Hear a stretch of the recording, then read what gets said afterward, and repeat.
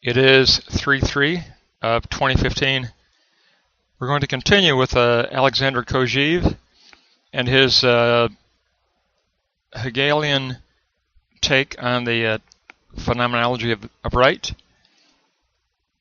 a work that he put together in 1943, 4 years after his reading of the phenomenology of Hegel's philosophy. So he is a strongly Hegelian, but he is a strongly Hegelian through the filter of the master-slave parable. So we will keep that in mind as we go through this study, because he will remain consistent with that platform.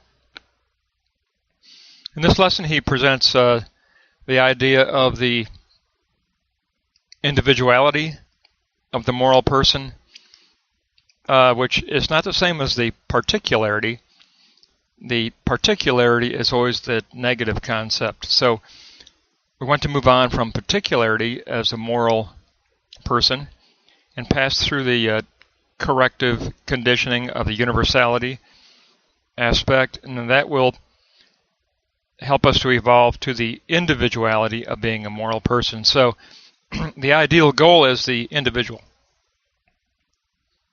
So we'll take a look at this. He wants to, you're probably already familiar with this pattern. This is Hegel's pattern, but it's going to be Kojeve's take on it. But this is very definitely the particularity, universality, individuality. That's straight out of Hegel's ethics. So, Kojeve isn't surprising us here, but we do want to get his take, because his take is a way to re-enliven Hegel, and he's already proven that in his previous work. If we take a look at the first moment of the moral person as a private right, the existential task of a human being is to reach juridical consciousness, according to Kojeve, and we begin as a potential subject of right with our own various finite material incapacities. So everyone has limits. Everyone has things that need negating, prejudices, limitations.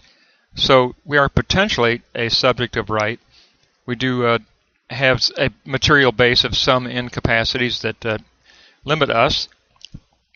The underlying axiom for Kojeve's ethics is this axiom: any true anthropogenic act implies a juridical element. Any true anthropogenic act implies a juridical element. So reaching juridical consciousness equals eternity in Kojeve's philosophy. Reaching juridical consciousness equals eternity. Now we begin in the particularity of associations, and you might think associations are not particular, but Kojeve forms a very sharp distinction between an association and an institution. And so pay attention to that here, because association falls under the particular. So we are particular moral persons through association. We possess our particular private right. We can achieve something called public right through association, but not universality. It's more of a generality, not a universality. So we can achieve a public right, which will take us beyond private right, but we will not reach universality. We can form simple groupings of potential subjects of right. The best we can achieve is public administrative generalities. And so, being entrapped in this self-enclosure of the private right, Kojeve says the self must go out of the self as particular through the invoking of the intervention of the subject C. Remember, when A and B are engaged in dialogue, the third impartial subject of C is invoked, and that introduces the element of universality. So in this case, we have an imperative, and we learn that the self must go out of the self through the invoking of this intervention of universality. Now, Kojeve does mention in this section that the invoking of universality can be threatened by, he lists the worst one he could think of. Religious fundamentalism is the absolute worst thing that could happen. Religious fundamentalism, that very limiting external force, can actually totally thwart the imperative to invoke that universality. And what he says is that when a private right seeks to impose its right, this type of subject instead posits canonical right, the right of the canon, of the religious canon, and not a true intervening sea of universality. The canonical right is posited as legislator, judge, and upholder. C never gets to intervene, and universality is never reached. And Kojeve says this really, under religious fundamentalism, it really ends up becoming an illusion of juridical situation. It's an illusion. It's not a true juridical situation. It's an illusion, and it prevents you from truly reaching universality. So now we take a look at moment 2, which is that invoking of the universal. So under universality, we have the moral person as abstract institution. So we're going to get away from association and move on to institution. The intervening subject C is mediated through the corresponding institution. Remember our definitions in the previous, the immediately previous lesson. We got those definitions, but the intervening subject C is mediated through the corresponding institution. The institution is intellectual and benevolent and possesses a communal personality.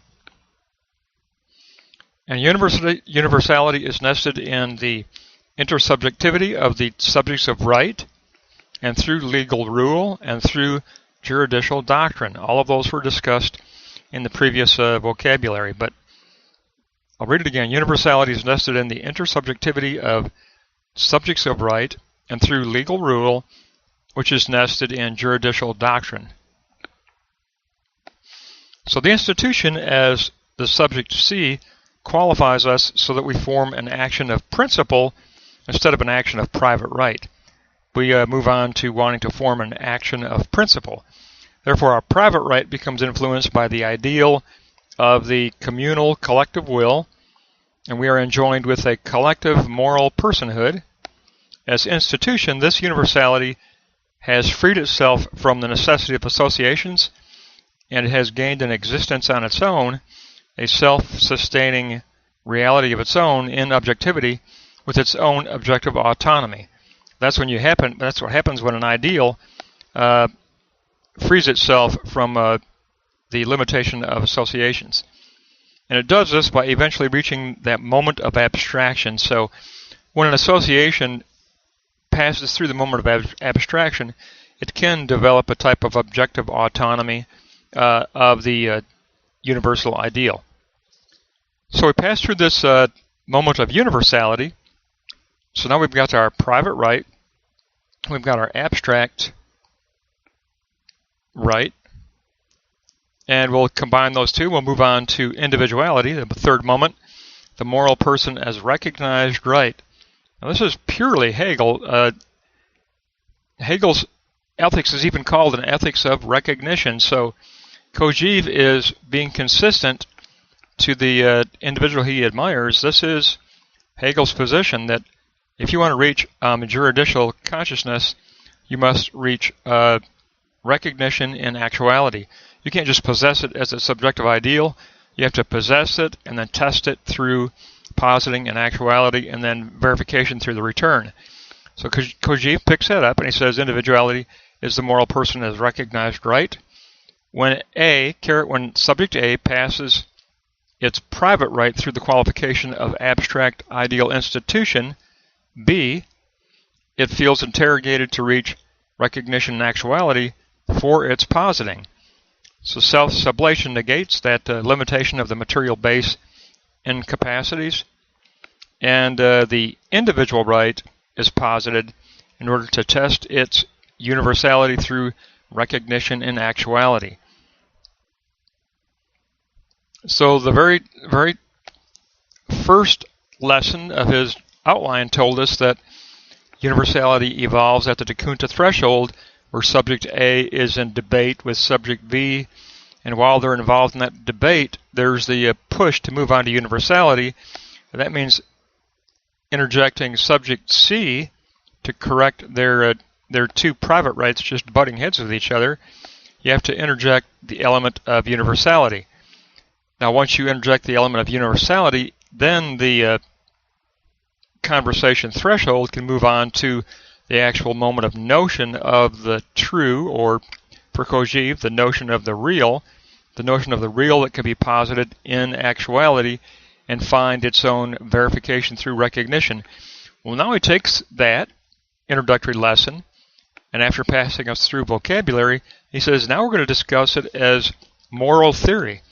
And as moral theory, it is very specifically the Hegelian model of the particularity of a private right that needs to be corrected by what Kojeve calls institution. He gives institution, now notice he did give institution a communal personality. He makes it a subject. He makes it a person. It's not it's not a thing. Okay, you have to look at it. It is a personality. It is a person, even though it's institution. It's institution as communal personhood. That becomes the third character to be introduced as an intervening subject into the conflicting private rights. And then that moves us on to actually evolving to a universality that says, you know what, I need that correction because now I can posit my individual positing as a corrected positing that's been corrected by the universal principle, and I can posit an individuality that has moved beyond my previous particularity, and I want to see if I can get it verified in actuality. If I can reach verification and the return back within my own self-consciousness reveals this to me, then I will have reached juridical consciousness. Because obviously you can reach juridical consciousness, what? In the return. In the return out of that posited individual moral positing, in the return out of actuality and recognition, then we can reach that ecstatic moment of juridical consciousness. And that'll wrap up through page 60 now. We got a chance to take a look at his moral theory.